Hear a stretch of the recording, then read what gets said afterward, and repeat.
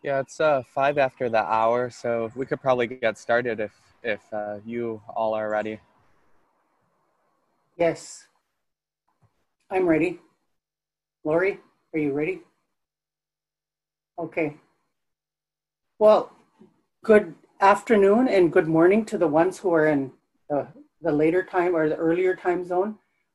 This is the webinar that's scheduled for today, and it's Mino Bimadiziwin Anishinabeg, and it's like what it is on it in Ninijanisag, and what it means is it good health for our children.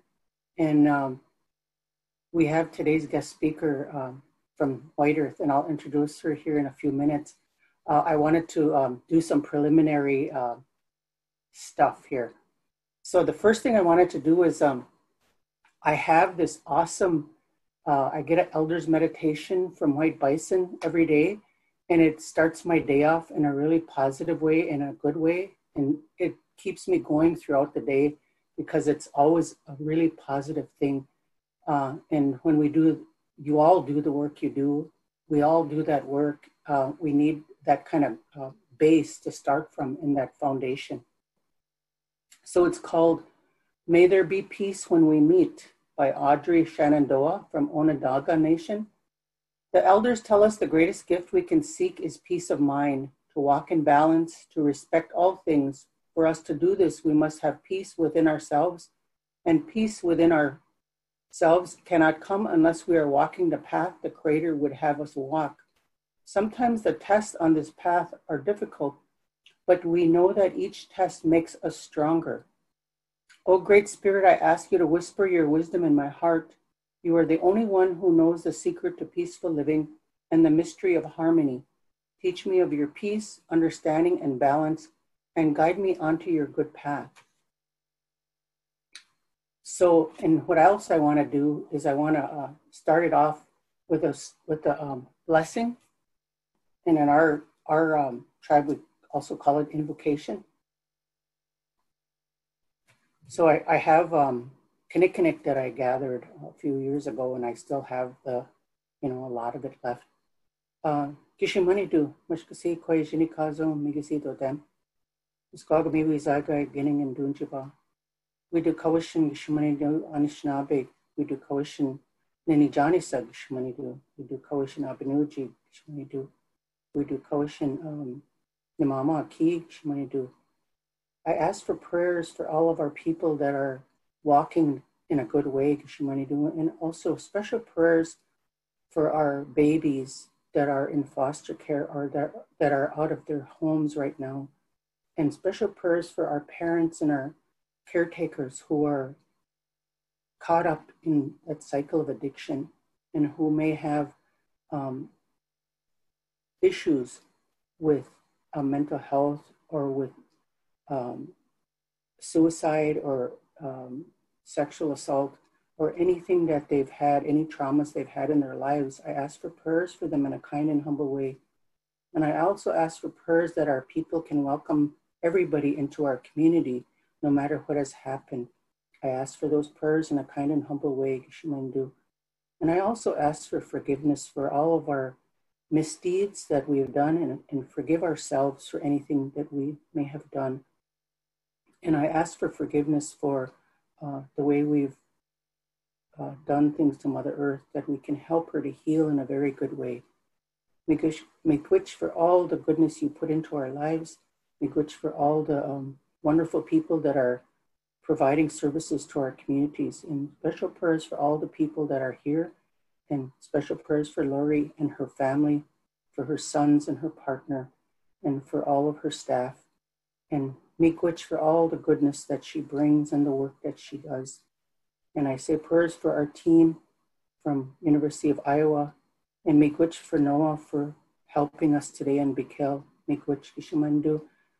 Miigwech for my team from JBS and all the good people we have there. Miigwech for Pam and Joanne and all of our other team. And I say special prayers to Gishimanidu for all of our people that are in Indian country that need your prayers and need your support, Gishimanidu, especially now with the COVID and with the addictions that we continue to have. and for all of our lessons. Miigwech for those. And dinaway magana. Miigwech. Okay.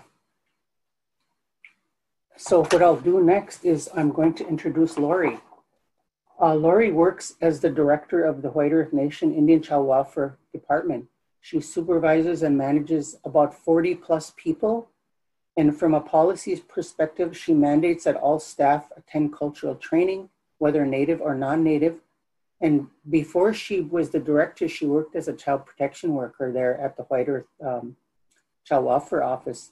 And she worked directly with clients involved in child protection cases.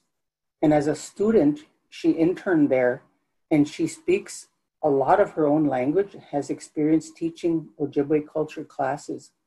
She has a Bachelor of Science in Social Work and Bachelor of Arts in Indian Studies from Bemidji State University.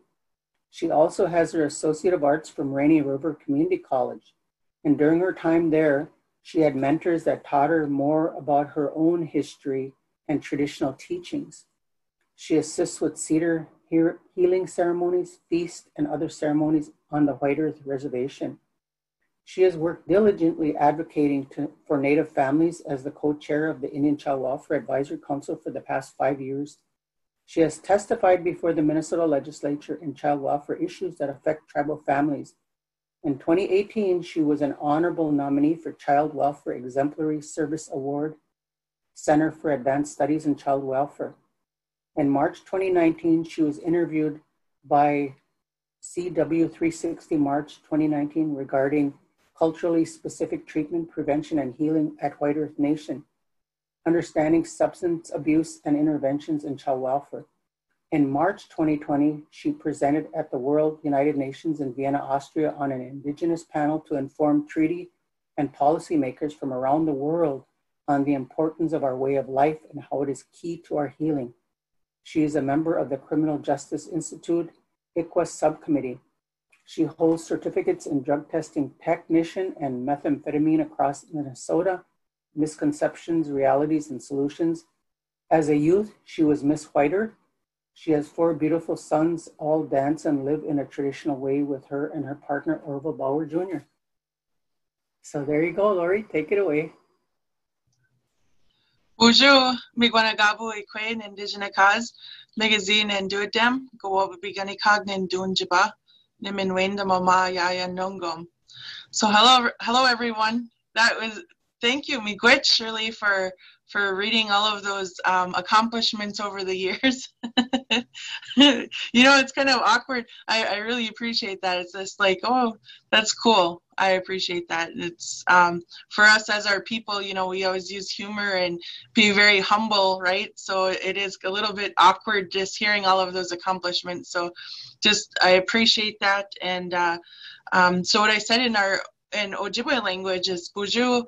Hello, my name is Lori. Well, I said Migwanagabu Ekwen Ninijanisag. Standing Feather Woman is my Ojibwe name. Magazine and Duadem, that I'm from the Eagle Clan. And Gawababi Ganikag Nindunjiba, I'm from White Earth Nation. Niminwenda Mama Yaya Nungum is that I'm very happy to be here today. I'm very excited to share my experience here with everyone. And I was very fortunate, like Shirley said, after college, I did an internship with White Earth Indian Child Welfare, and that led into my career here. And when I did my internship, it was in 2006, and at that time, the way White Earth Indian Child Welfare was set up was we did secondary case management of services. There was probably about 12 staff that was for White Earth Indian Child Welfare specifically, and that was prior to the White Earth Reservation American Indian Child Welfare Initiative. And that initiative was between the Minnesota Department of Human Services, also known as DHS, and then 2 tribes in Minnesota back in 2006 to develop models providing appropriate services for tribal members. And so there was grants that were awarded to Leech Lake and to White Earth here to carry out that American Indian Child Welfare Initiative. And that was so that we as tribes could build the capacity to design and develop tribal approaches that ensured child safety, permanency, and well-being. And then they transferred the responsibilities from the counties to the tribes to deliver that full continuum of child welfare services to the American Indian children and families on the 2 reservations. Now, for White Earth specifically, hold on, that view change. I gotta switch that view background, but sorry. Oh, apologies. I just spotlighted you to make it bigger. I did not mean to mess up your screen. Sorry about that. Yeah, it just threw me off just for a second. Sorry everyone else. So the reservation, actually, specifically to White Earth, it was our reservation boundaries that has what gave us what was on reservation cases. So that would have been the ones that we would have had complete jurisdiction over. So it would have went from, hold on, I'm gonna fix my screen real quick. If I can, something changed on my side too. There we go. I'm almost there, back to it. Okay, so specifically for White Earth, it was our reservation boundaries that gave us jurisdiction, and all of the cases that fell within them reservation boundaries, we then became primary workers on those cases for our White Earth ICWA eligible cases. So that gave us that authority and the capacity to be able to provide services to our own people by our own people. So there was we entered into a contract with the state, and there was some things that made White Earth and Leech Lake uniquely qualified. And that was that both of us were federally recognized tribes with reservation land in Minnesota. We both had tribal courts with jurisdiction over child custody proceedings. Both have building capacities to respond to reports of child maltreatment on the reservation, support of family preservation, to prevent abuse and neglect, and then also to provide foster care and child protection services. And then both agencies were, or both reservations or tribes, were focusing on child welfare practices for reunification with parents. However, both programs included transfers of custodies to relatives, guardianship, or customary adoptions, which is a traditional tribal practice that gives a child permanent parent-child relationship with someone other than the child's birth parents. And then also both tribes would be able to perform the child welfare services and also include in our own tribal customs and our own traditions for our families living on the reservation. So the program was funded through legislative authority.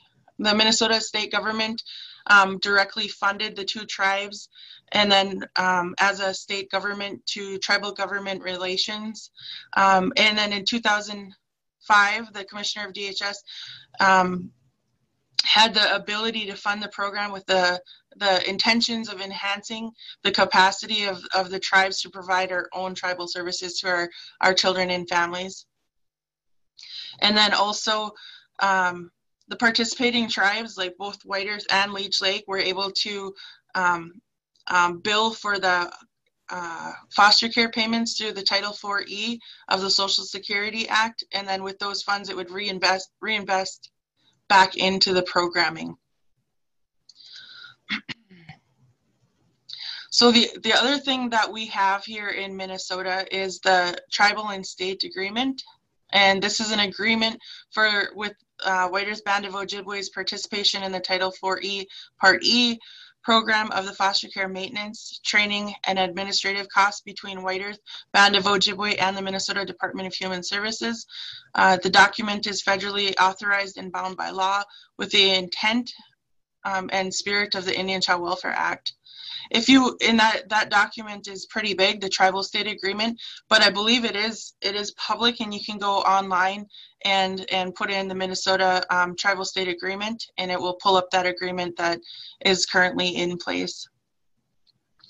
So part of our agreement becoming the initiative tribe is to make sure that we had the capability and the capacity to be able to capture those federal child welfare indicators that would be used in evaluation. So that would be like pulling the statistics and the information. It's a program evaluation, quality assurance activities, data collection to provide and inform measures of the success of the program, and then performance on federal child welfare outcome indicators, and then program operations that fall within the federal requirements and applicable state and tribal law. So the tribal leadership and management of child welfare services have led to better outcomes, and a little bit later in the presentation you'll hear me directly talk about the Gijawaso program and how that program was successful, and then also how we were able to show and demonstrate that the tribally specific services and the initiative really does have positive outcomes for our children and families when we're providing these services for our people, by our people. So part of what our agreement says is that we would ensure that we would be able to show that there's child safety, child well-being, and positive long-term outcomes that were enhanced. And then we would also show that we would have our own tribally licensed foster care homes on the reservation. And right now, I believe we have about 146 active foster homes. And we have our own foster care standards. We have our own child protection code. We have our tribal court codes. We have a civil commitment code here in Whiteearth, which I'll talk about a little bit later again with the Gijawaso program. Hopefully everything will loop back around full circle to explain all of those things. But so let's see here. So the services, Indian Child Welfare, the specific services that we offer here, we offer voluntary case services. And actually, when I first started back in 2006, we had one voluntary case in the counties that we were working within, and that was prior to the initiative. And part of the reason that we went ahead with the initiative was that we knew that there was reports that were being screened out and not followed up on. And we also knew that folks didn't believe in the child welfare system as far as calling and reporting. And when we look at our statistics over the years, you can see an incline in both intake, like more folks were reporting to child protection. And then you'll also see later in the years that our voluntary services have increased throughout time. And we believe that's well, not only do we believe, but we have the data that shows that since we've implemented the initiative, that those factors have increased in a positive way. You know, we have folks that are reaching out for services and that type of thing. So the specific services besides voluntary case management services is we have truancy workers, we have family support services, we have a Gijawaso program, which is a very intensive, culturally specific, intensive program to prevent out-of-home placement and to prevent reentry back into the foster care system. And I'll talk in more detail a little bit later today about how that program began and how that is our go-to program now. We also have child protection case management. We have this SELF program, that's now the STAY program, which is a program for our children that 14 and older that have ever spent more than 30 days into care would qualify for those services. We offer extended foster care, 18 years and older, 18 to 21 program, Native American mentor. We contract for spiritual and cultural advisors for holistic and culturally specific services. We have 4E and medical assistance within our department that we run and operate, and children's therapeutic support services over at the Dreamcatcher Homes facility. We have foster care and customary adoptions. So the ICW team members, I should say, so since 2006 compared to now, we now have, because of the initiative, we had went from 12 staff on hand to now having over 40 staff. And we have a Minneapolis urban office, we have a Duluth urban office, and then we have additional sites. We have Bagley, Minoman, Nadawash, Rice Lake as satellite offices. So our children and families in Minnesota, if they're eligible for White Earth services, we're actually able to provide them all through the state of Minnesota with different resources and accesses. Some of them, like our Minneapolis and Duluth sites, we provide that secondary case management, like I had been just talking about, but the ones that are on reservation are the initiative where we have complete jurisdiction. So no county involvement, no county court involvement. The ones on initiative is straight tribal within our own tribal court system. Those urban offices that I was talking about, those ones are actually in the county and state court system. And we refer to them as non-initiative cases. And then we also, we provide that same secondary case management services throughout the United States for any ICWA eligible cases. I hope I'm able to, present that very clearly, but if we have any questions about that, we can come back to that a little bit later too. Lori, can I ask a question quickly about your determination of membership?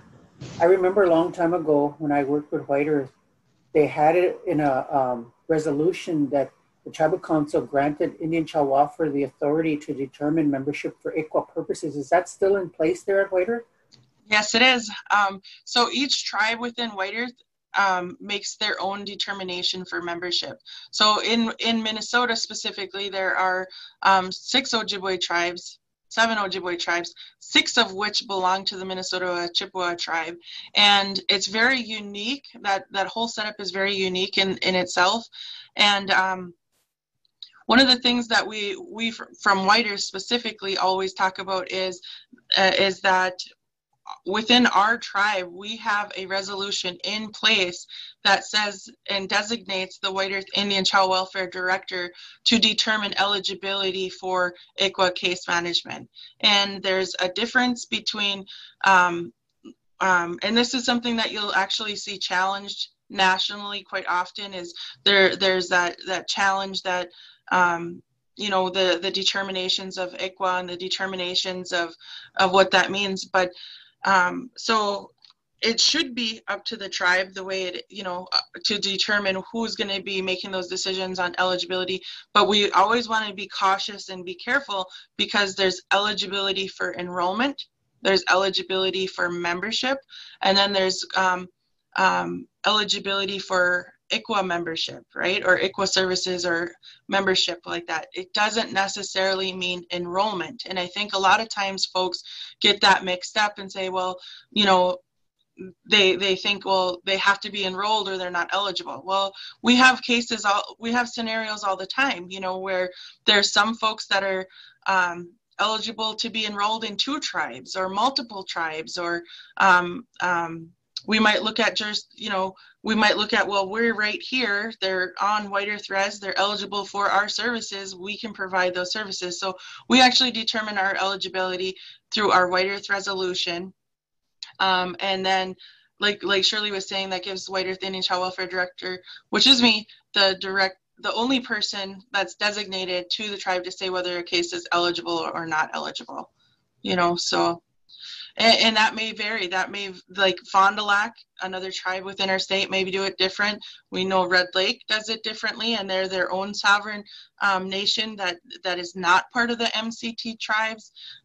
So it really depends on which tribe you're at. But White Earth specifically does have a resolution in place. So when we go and if we're challenged, we bring up our resolution that says this is what we brought forward. This is what's been in place for a number of years. I think it goes out back to the 90s, 98 or so, I think.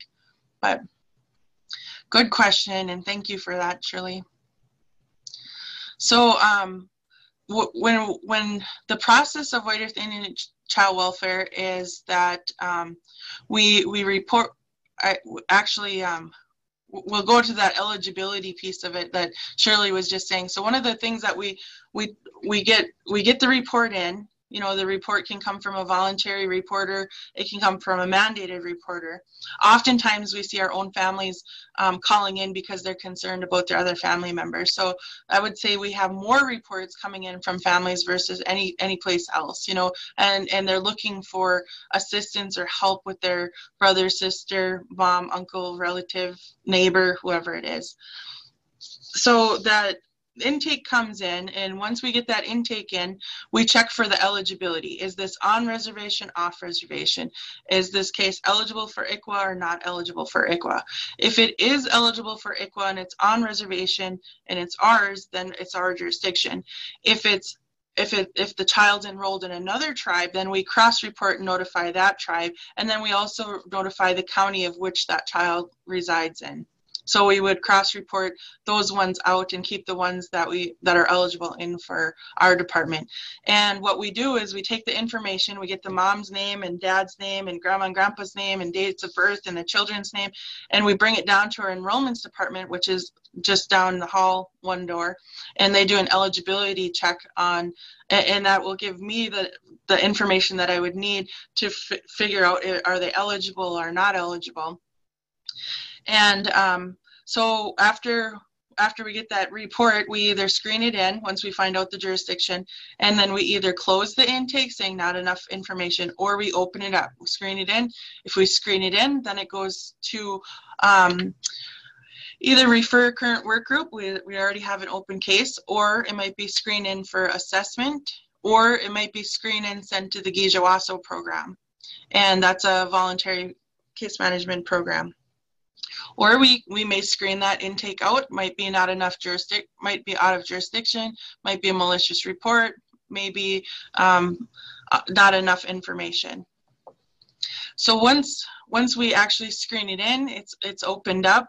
We either provide voluntary services, in-home services, or we do the emergency hold and file within our tribal court, or offer the child protection services. So that's the overview of the process of our how it goes here within White Earth Indian Child Welfare.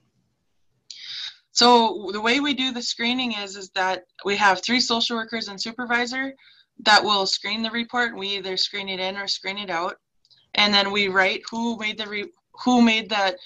was participating in that screened in or out report, and then we make a referral to the next worker, whether that be an assessment worker or that may be like the Ninijanisag program in our voluntary services. And of course, when we're doing this, we always look at our risk. Is it a low risk, medium risk, or high risk? And then we provide the assessment or an investigation. We do the outcome reports, determination of child maltreatment, including, you know, if it was who was immediately responsible, and then also to see what was the child's environment, and then that, like I said, we say, what is this, a medium, low, or high risk case, or assessment. And then of course we file a 72-hour hold if it results into a hold, and we have to file that within our court system. All of our timelines, all of our you know, court procedures are part of our child protection code. And so we have all of these things very specific on what to do next, what are your timelines. So there's that consistency throughout the entire program. Laurie, I have a quick question. Sure. Do you keep track of your cases that involve substances? And do you have a certain percentage of, and has that changed over time? Has it gotten more, or has it leveled off? Where's that at? So, yes, actually, hold on one second. I feel a dry spot for a sec. So, yes, we currently use the statewide social service information system, which is known as SSIS, and we put in our information, and that system is able to pull out information, exactly what Shirley was saying. What was the primary reason for us going out and doing that assessment, or what was our primary reasoning for opening up that case? So when we look at those, So we can say, well, it was alcohol related, it was opiate related, it was whichever, it was drug related, it was a neglect case because of substance abuse. It could be physical violence, it could be sexual abuse, or whatever it is. We enter that in as our primary reason for involvement. It is different though for our voluntary services and the Gijawaso program. And which I'll go into a little bit more detail. I'll just finish going through the way the program's, probably 5 more minutes I'll get through this part, and then we'll go into the Gijawaso program, because that's where you're going to really get into that very specific services with specifically the opiate portion of it. So right now what I'm doing is just an overview and oversight of our overview of the program, and the different folks that are involved in the initiative, and then that kind of gives us that background and layout of how we were able to get the Gijawaso program up and going, and so I'll come back full circle here in just a minute. So we have our assessment worker that goes out and does the investigations. They determine if there was child maltreatment or not. And then after it moves from assessments, it goes into case management. And sometimes that's voluntary case management. Some of it's the court proceedings case management. At the same time, we have our 4E and MA workers that make the cases eligible for 4E, which is our a huge resource for our federal reimbursement for children placed in out-of-home care. And then our MA, our medical assistance, which provides us that medical assistance for CWTCM billing, and also activates for if our kids have to go into the emergency rooms and things like that. And of course, we have our placement preference, and we follow ICWA placement preference, placement with a relative, of course. One of the things that we always do as rule of thumb is, where is the non-custodial parent? Where is the father? How can we engage dad? So I think that's really important that we always talk about that. And then also, was there an Indian custodian, or was there a grandma or grandpa that was taking care of the child? And then really recognizing how we as tribal people may see relatives, in our way, who's relative and that type of thing. And then we look at keeping our siblings together, sibling placement. And then if we're not able to follow those, then we look at our other tribally licensed foster homes. And then outside of that, we'll look at other tribes, where we may reach out to the other tribes that I talked about before. And then we would look at, as very last resource, it'd be, what's going to meet the child's needs. So we follow those placement preferences the same. Let's see here. So our foster care department, we have our own foster care standards. We make sure that they all have the federal background checks, the Adam Walsh background checks, and the net study checks and that type of thing. And we can do emergency foster care licensing for the relatives, but those are temporary licenses, and they move into permanent license after we get that Adam Walsh background check. That's all. Our foster care standards are compliant with the federal 4E stuff, to make sure that we built a program, or I should say Jerry Jaskin, actually, she was my mentor and was the director of the program for 20 years prior to me becoming the director, which I'll talk a little bit more in a few minutes. She's just set up an amazing program. The way she set up White Earth Indian Child Welfare would be federal audit ready. And so the way we build things here is right how, if we came in with a federal audit or check, we should be fine, because we will be fine because of the way we were set up, right? We built the programming to make sure we were in compliance all the way through. So let's see here. So with the case management services, like I said, we do voluntary case management services. Then there's the CHIPS case management services. We're really push the voluntary case management services. We're very unique in the sense that we can provide very culturally specific services. And then also we're unique as in White Earth Nation. We offer a lot of support systems on our reservation. And then some of the ways that we support active efforts for unification for our families is that we have, we make sure that they have calling cards, cell phones. We give out our own cell phone numbers to the workers because we're all on call 24/7. We have a 1-800 number, and we have 24-hour access to your social worker. We have transportation, we have case aids, we have transit cards, bus tickets, and then also we provide gas vouchers, and we also have social workers that will go out and pick up and give rides when we need to and when we can. A little bit different with COVID in place, but we still do what we can and how we can with those services. We have a foster care program.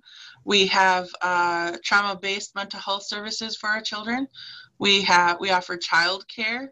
We also offer, when I say we offer, we refer to Dreamcatcher homes, and our children that have therapeutic needs get priority in that placement. I mean, not placement, with that services with the child care. And then we do random drug testing. We have a Native American mentor. We have a supervised visitation center now. We offer personal care items for our families. We have family wraparound services, ICWA case management services, and then culturally specific services identified by the family. Some of the programs that are with White Earth Nation that is really helpful to the success of White Earth is White Earth Tribal Court, White Earth Chemical Dependency. We have an anger management program. We have tribal mental health. We have the MOMS program, which is a treatment program for pregnant moms, which we will talk more in depth about here in just a minute. We have men's acute care. That's a men's treatment center. We have Oshki Manadu, which is a treatment center for teens and mothers and their children. We have the Circle Back program, which is an aftercare program for our youth. We have Juvenile Wellness to Healing. That's for first-time youth offenders. That's set up as like a diversion program to prevent them from getting criminal record and then later on ending up in the correction facilities. We have law enforcement. We have Indian Health Services. We have early childhood development and the WIC program. We have the DOVE program, which is Down on Domestic Violence Every Day, or Down on Violence Every Day. We have White Earth Housing Authority. We have our enrollments department, which I said is just down one hallway. We have employment and training, and then we also have our motor vehicle department to help with, getting our rights for hunting and fishing rights and stuff like that. So we also have a truancy program. We have a couple of workers that are assigned specifically to truancy. That's our prevention program. And then we also have customary adoptions. So that's an overview of White Earth Indian Child Welfare on prior to the White Earth Initiative, and then how we became the initiative, and then all of the programming and services that are within the department. And I think now that's kind of our little segue into I'm going to talk very briefly about the adoptions program, and then we'll really get into the Gijawaso program and how that came to be. So our customary adoptions program, actually, I'm just going to take a peek and see if I have the year here, but that was actually recognized nationally as well. And what makes the customary adoption program very unique is that what we do is we do a suspension of parental rights, which is different than a termination of parental rights. With the suspension of parental rights, there's the idea that one day mom and dad will be healthy again and could potentially request that their parental rights be reinstated.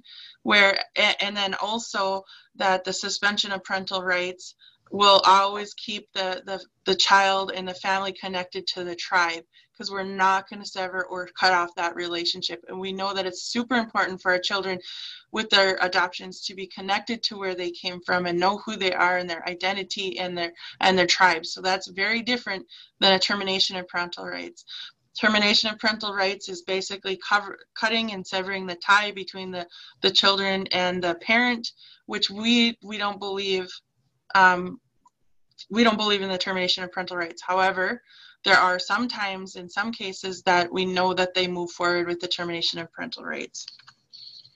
So the customary adoption was recognized for, actually recognized our traditional ceremony. And so it's our ceremony that is what is our adoption, right? It's almost like, okay, so the best way I can explain this is that traditionally, once we do that adoption, whether it's on record or not on record, once that ceremony takes place, that is the adoption, you know? So during the ceremony, we have a spiritual advisor that does the prayer and talks about the ceremony and facilitates the ceremony. We usually have a drum group there that does the songs. We gift the family and wrap them in a star quilt and blanket. And then they talk about the naming, and they talk about what the adoption means and things like that in our way, right? And in our language and with our songs and what that all means. And then to do that part of it is what makes our adoptions our adoptions. Now, because of the fundings or the state law or the laws around it, our tribal court goes on record and records a portion of that, you know, but our belief is that it is our actual, it's our ceremony that you know, brings that adoption together, which makes it very unique in its own sense. Let's see here. I'm just going to peek here real quick to see if I missed anything. Oh yeah, so we also have a feast during that adoption ceremony, and it's the family that's adopting that invites the folks there.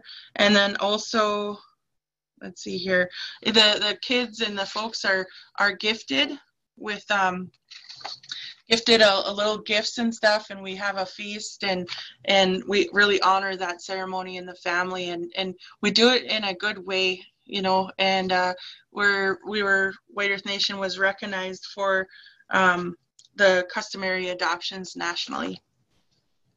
So now I'm going to move on. I don't know if we want to do questions at this point. I just want a quick one. Sure. It also is recognized by the state too for monetary purposes. So they're paid the same rate as a regular adoptive parent is, right? Yep. So that's why we put it on the record, on the court record, and the court proceedings is to follow that state, you know, law. And you're right, Shirley, it comes with the North Star benefits and the kinship agreements, and all of that is part of our customary adoptions. But the uniqueness is actually the ceremony that takes place. But it is recognized by the state of Minnesota, and we do get funding and reimbursement for those ceremonies. Historically, it used to be where the relatives would get a way less amount, you know, because I remember I had family who would get, like, say, $200-300 a month versus $800 or whatever, you know, the regular amount.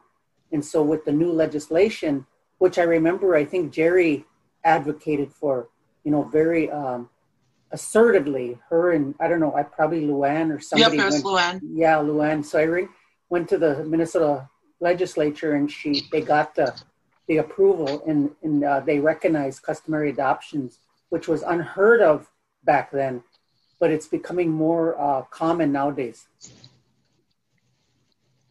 Yeah, and thank you for that. So let's see here. So back so for 10 years, I was a child protection social worker. And from 2006 to 2015, almost 2016. And my thoughts always were, well, I'm going to do 10 years child protection. And then I'm going to move on to doing, you know, Ojibwe language and Indian studies, maybe teach at a college or something like that, because I was really passionate about that. And I always know how important our language and our culture is. So I was thinking at that 10-year mark, I would actually leave child protection.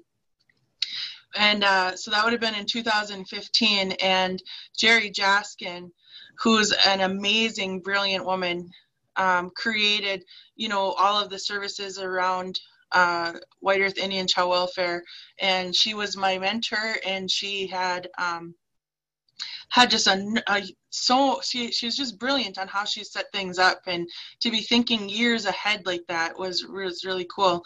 But anyways, she came to me and she had told me that she was leaving Indian Child Welfare, and I couldn't even believe that she was leaving Indian Child Welfare.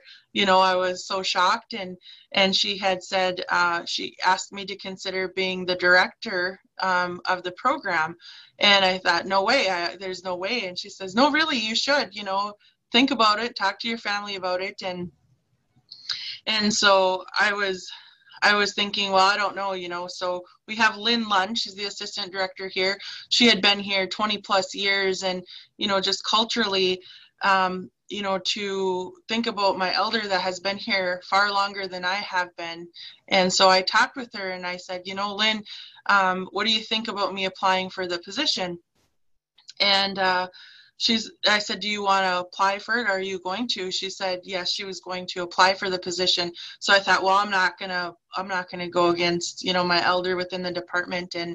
And so I thought, no, I'm not gonna do this. And the very next day, Lynn came to me and she said, you know, Lori, I thought about it. She's like, I really like where I'm at right now. And she said, I think you should go for it. And I'd be honored to work with you and for you, you know. And I applied for the position. There was another couple folks that had applied for the position, and fortunately, one of the factors of that deciding factor was also that I knew what my intent was, and I kind of had this fear that what would the program look like if someone else came in and I didn't know what their intent was, or, you know, how they would continue on the program. And I feel like I was very fortunate because I was able to see what it was like prior to the initiative. I seen the implementation of the initiative. I grew along with the program as the program continued to build and to understand all of the working components to it. So then I thought, okay, well, I'll try for the director position. Fortunately, I was hired as the director, and Jerry Jaskin actually went to become the behavior health divisional director. So she moved up and she was promoted to oversee several other programming. And so something that had occurred in 2015, but in 2013 and 14, what we had seen was the rise of the heroin and the opiate addiction. And what was happening was we were seeing 2 to 4 babies born every month with withdrawal symptoms. And it was scary. It was really scary. As a child protection social worker, being there, seeing the babies being discharged at day 3, they're coming home, they're trembling, their little hands and feet just shaking, their lips and their hands and their feet turning blue. And it was scaring us as workers. You know, we're trying to ensure safety. It was scary for our foster parents to see these types of things. And at that point in time, the response was, okay, the children, the babies were being life flighted back to the bigger hospitals like in Fargo, and what the providers there were doing was dosing the babies with morphine.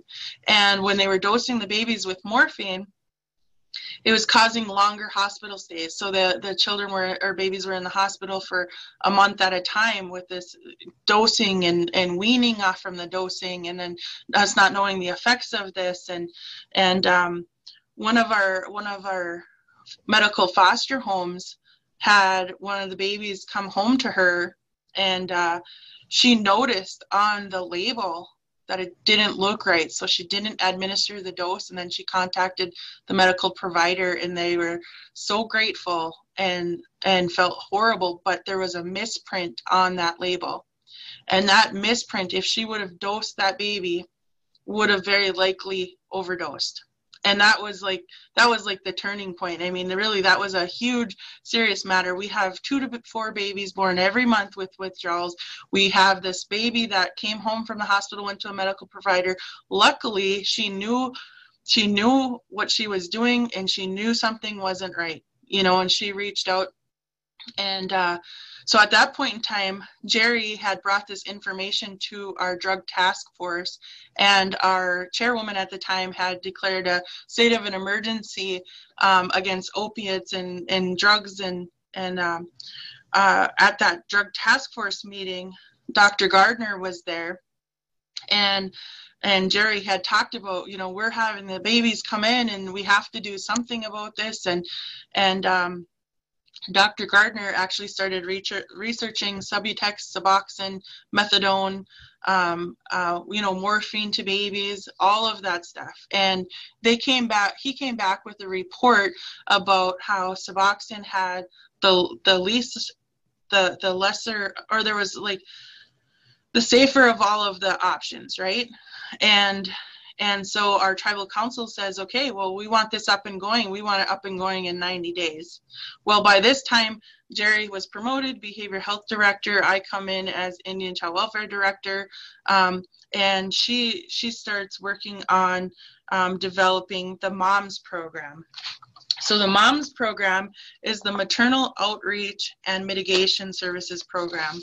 And it was 2015, April of 2015, when the information was brought to the drug task force, and they wanted this up and running in 90 days because we knew that this was an extreme emergency. Our babies were at risk. Our folks were overdosing within the community. The opiate epidemic was here, you know.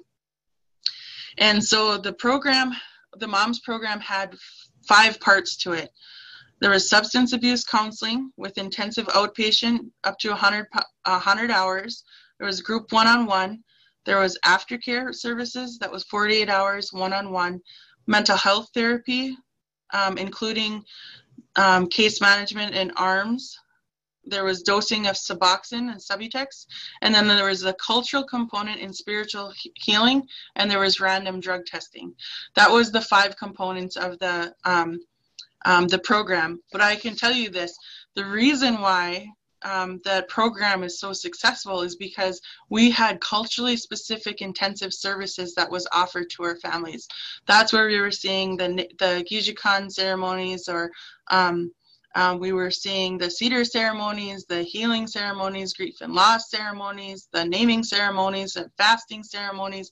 We were having all sorts of ceremonies to help our people deal with the different grief and loss, and just that different approach, you know. So in the first 6 months of implementation of the MOMS program, we looked at how many babies were being born with those withdrawal symptoms. In the first 6 months of the MOMS program, 0 babies were born with withdrawal symptoms. All of our babies that our moms went and found out about the program, they knew that if they went in for help and services, that they would be able to have healthy babies. And this whole idea, at the same time, the governor had a task force. The governor's task force had released information on, or not information, had released the disparities grant opportunities. So as director of Indian Child Welfare, I had applied for the Gijiwaso grant. Well, it's actually the disparities grant is what I applied for it. And I named the program Gijiwaso program. Gijiwaso was named by the late George Fairbanks Joe Bush, and that means protector of the young, or protector of the youth. So that Gijiwaso program gave White Earth Indian Child Welfare, or the way I wrote the disparities grant opportunity was to provide that very intensive culturally specific services on a voluntary basis to prevent placement of the child, right? So White Earth Indian Child Welfare was very unique in the sense that we were an initiative tribe, and we went by our own tribal protection code and our policy, and we as our tribe recognized babies in utero. So that the state of Minnesota and the counties didn't recognize pregnant moms. Our agency did recognize pregnant moms. This gave us an opportunity to partner with the MOMS program White Earth Indian Child Welfare to say, okay, pregnant moms, if you go in to the moms program to get help for your chemical dependency issues, White Earth Indian Child Welfare, our child protection agency, will make sure that you have supportive services to take care of that addiction. And as long as you're compliant in both of those things, when you have baby, we will be able to provide them with that. You're addressing your chemical dependency issues. You're trying to provide a safe environment for your child. That naturally alleviates the child protection concerns and concerns, and takes away that need for placement of baby upon birth. That allows our moms and our dads to bond with baby, keeping baby in their care while continuing to address their chemical dependency needs. And so when I wrote the Gijawaso, or the Gijawaso program, or the disparities grant, I made sure to include the things that were not supported in any other grant or funding area. So that gave me the ability to purchase material for moss bag teachings, for skirts to attend ceremonies, ribbon shirts for dads. There was all of these teachings, all the way from when baby's still in mom and in utero, those teachings about, the grandmother moon and the importance of keeping the woman very healthy as far as the water surrounding baby, and all of those teachings were part of those ceremonies, as we're preparing for baby to enter into the world, and why it's so important to keep your body healthy and not have substance abuse in there, and to be able to create that healthy environment for babies to come into the world without having withdrawal symptoms. So anyways, the MOMS program was developed, the Gijawaso program was developed. One of the things that was noted almost immediately, within that 6 months or so, was that the dads weren't getting healthy necessarily, because the programming was set up for moms, right? And so then the MOMS program it showed immediate results right away, that we're having babies that are born without the withdrawal symptoms. So there was a push for, how do we help dads and other community members that aren't pregnant, right, that still have an addiction to opiates, and chemical dependency issues. And that's what led into the MATS program, the Medicated Assisted Treatment Program. And that way the whole family is getting healthy at the same time. And it's the partnership between the Child Protection Agency and the chemical dependency programming really worked hand in hand, and continues to do so. And not only, it's not just a dose and go program, you have to be actively engaged in those services, those mental health services, very culturally specific services. I named off several ceremonies and different. We provided with different tools, if you're saying don't use drugs and don't use this and that, but here we're giving you something back. Here's a ceremony. Here's some sage to help you with anger management. And here, let's learn about why it's important for beading, and how it restores hand and eye coordination, and how it stimulates your brain to rewire your brain. And then the anger management piece is, if you're upset, it's okay to put your beadwork aside. It's okay to smudge and regroup and come back and then continue on. And we could say this about just about any of the activities that we do, whether it's beading or ricing or making knockers for ricing, or whether it's making regalia. And so I'm super, super passionate about that, and learning the language and the importance of your language, and knowing your name and where you're coming from.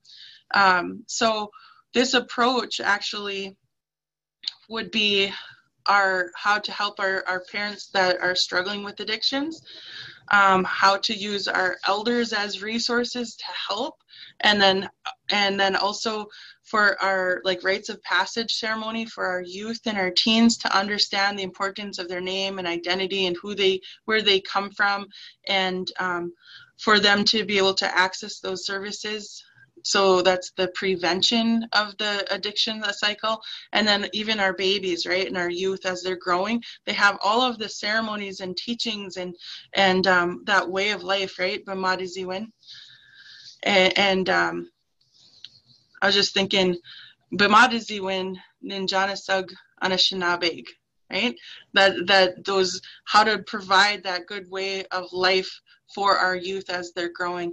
And so when we look at this and we look at it full circle and the complete circle, we're doing our work, right, as providers, helping our pregnant moms. So we're helping bring baby into the world in a healthy way.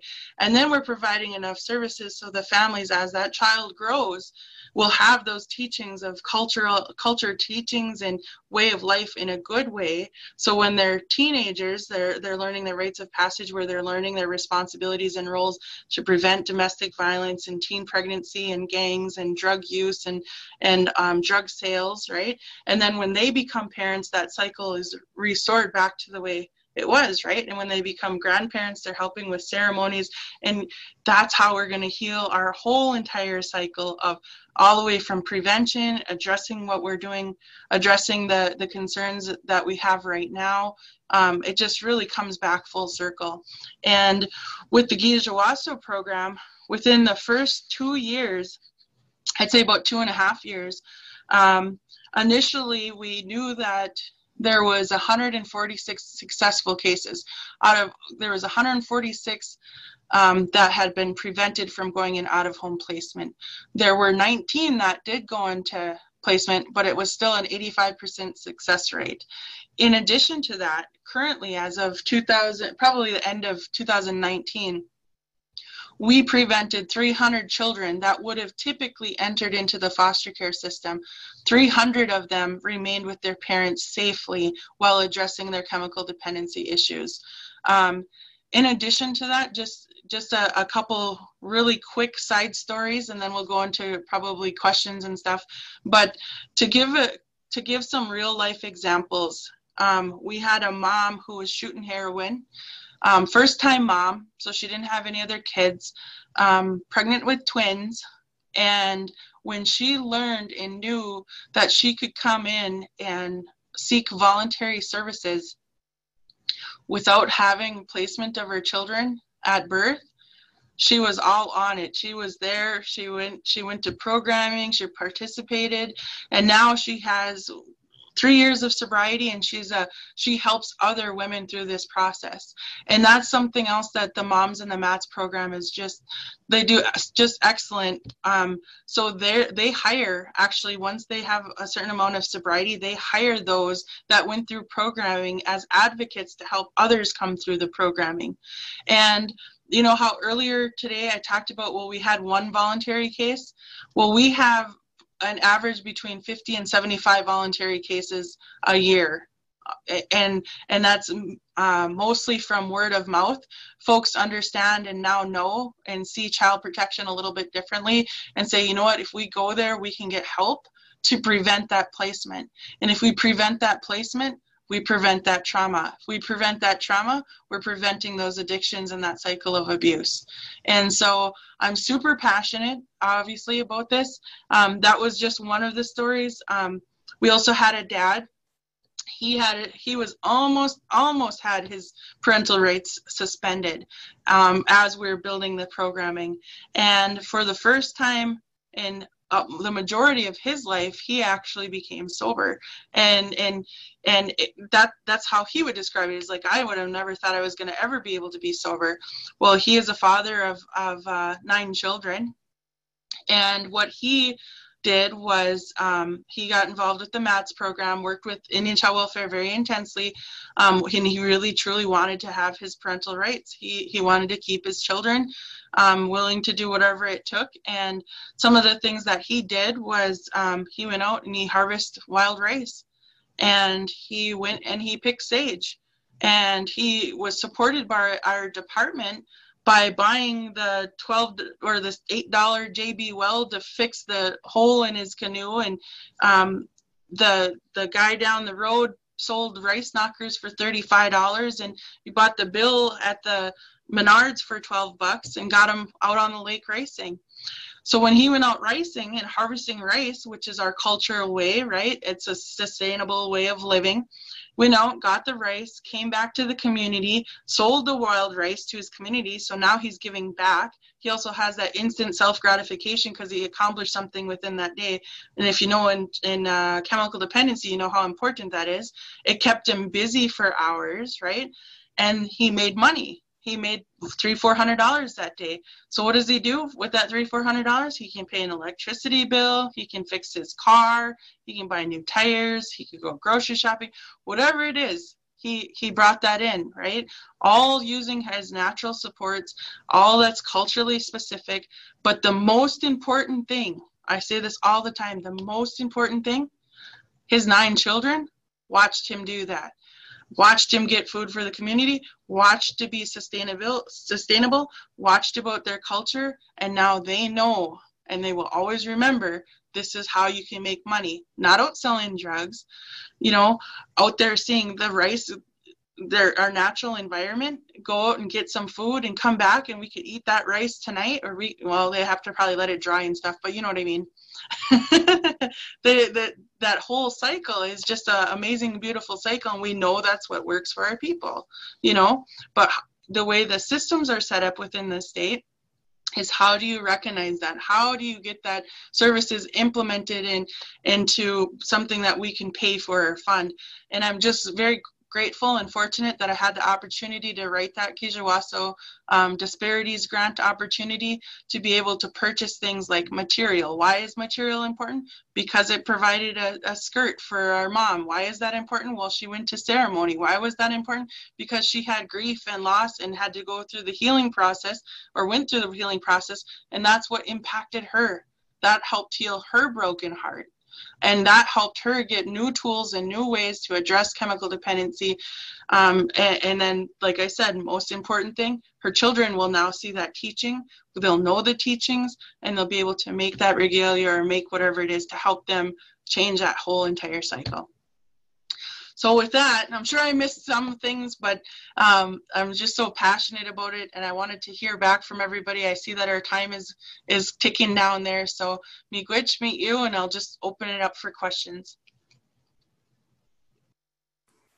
So if anybody has questions, you can ask now, or you can put them into the chat, however you wish to do it.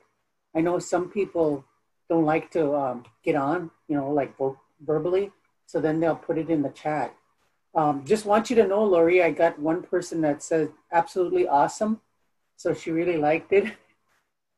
So thank you for that, Jennifer. So thank you, I appreciate that. It looks like Jennifer also raised her hand, if you'd like to speak. Yes. Okay. I just want to let you know that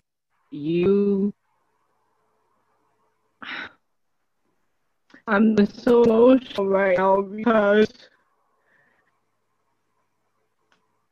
you helped me realize at 7 years old that as long as you show our youth that they can do better, which is what as Native people we need to do. We just need to be better.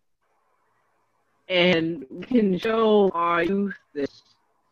And this cycle of the trauma that our people have went through with boarding schools, that we break the cycle.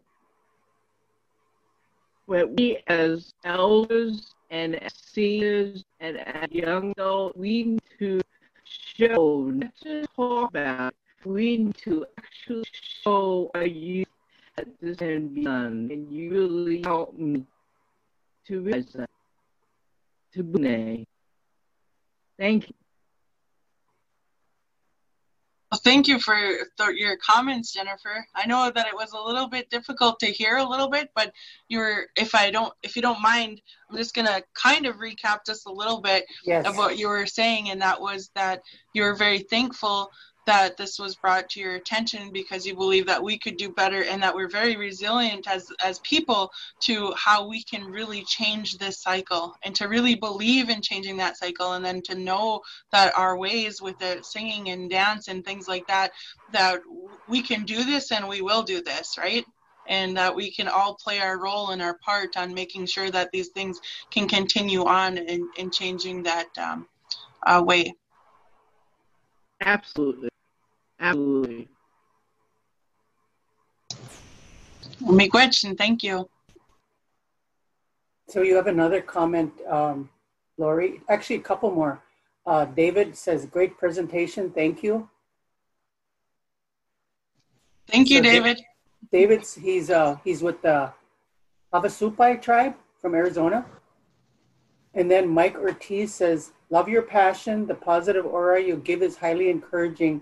This pushes me to want to work more closely with our Indian Chawafur to reduce incidents later in life. Thank you. Wow, miigwech. I appreciate that. Then he smiles. So I have some quick follow-up questions. How would you, as a Anishinaabe Ikwe, how do you define a relative versus how for example, the state of Minnesota identifies a relative? What's the difference? So you could be referring to a clan relative, right? Or you could be referring to just the simple fact of, well, to me, it's a simple fact, right?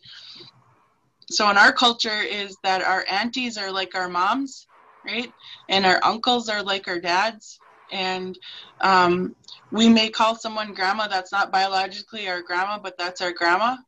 And so who we identify as family is who we see as our family, because we don't follow that traditional, you have to be blood related, you know. And when I think about my family, I have 5 biological brothers. And but in my heart, in the way I've always grown up, was that I have 6 brothers, right?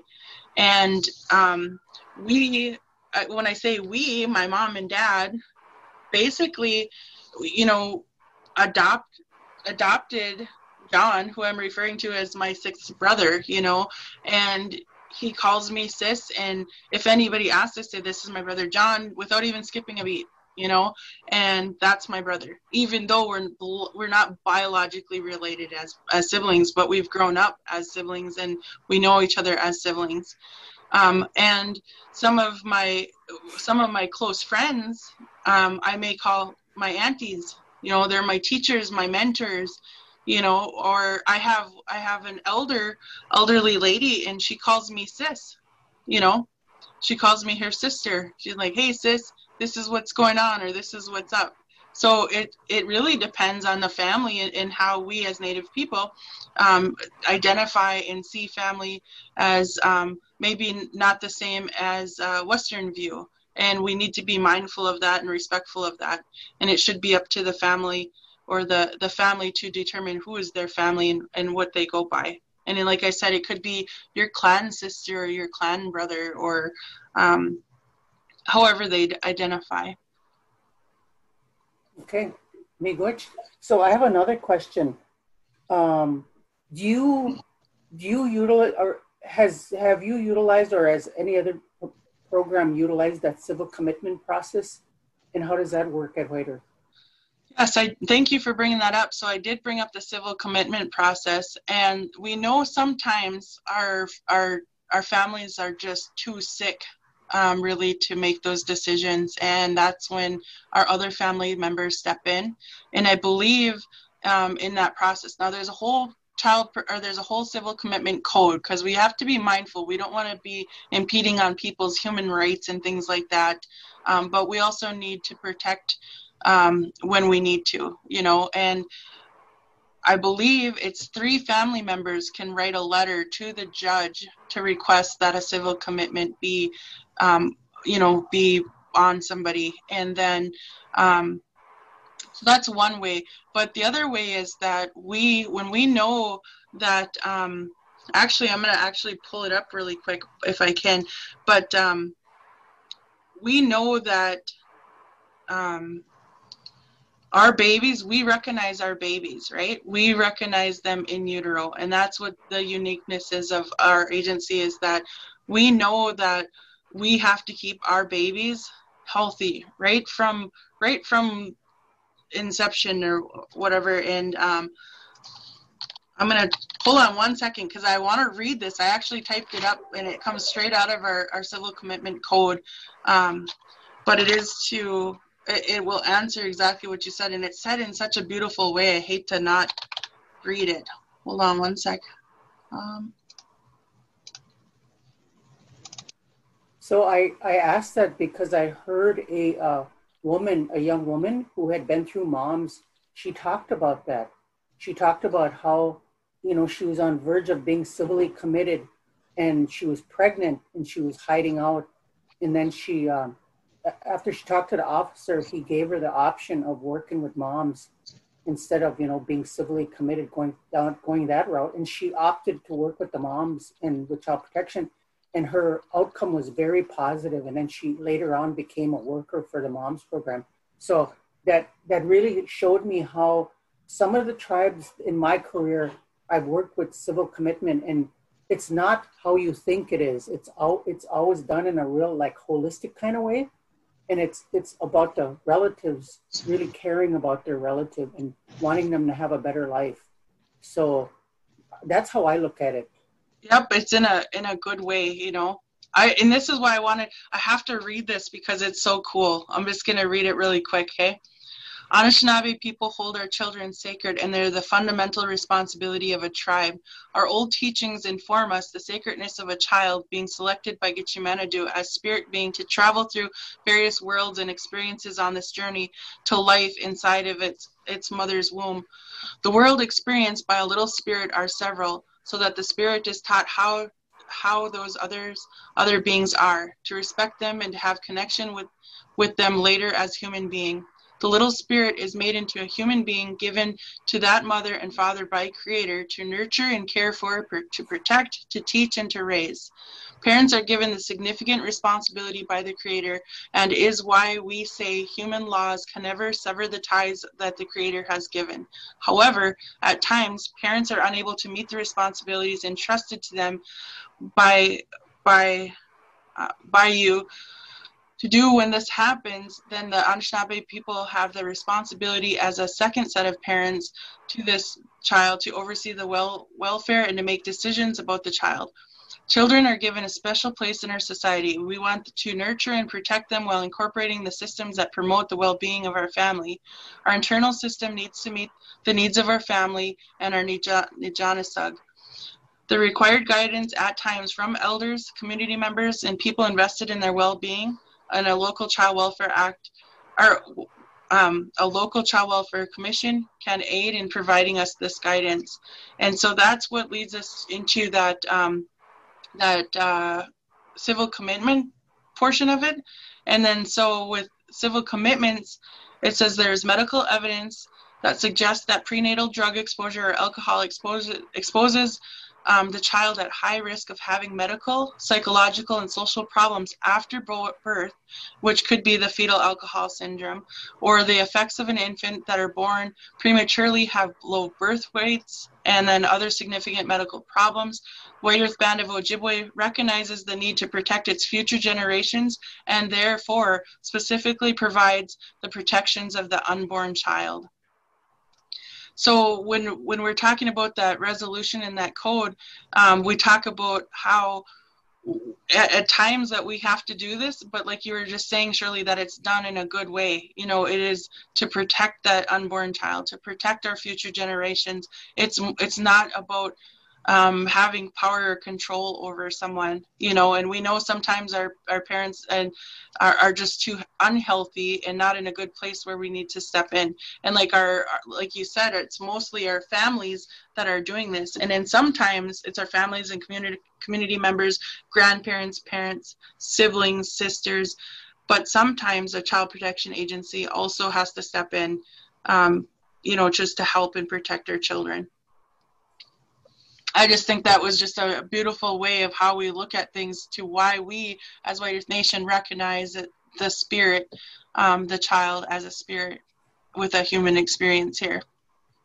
It's somewhat similar where one of the tribes I work with, the Yurok tribe, they recognize water, their river, as a person.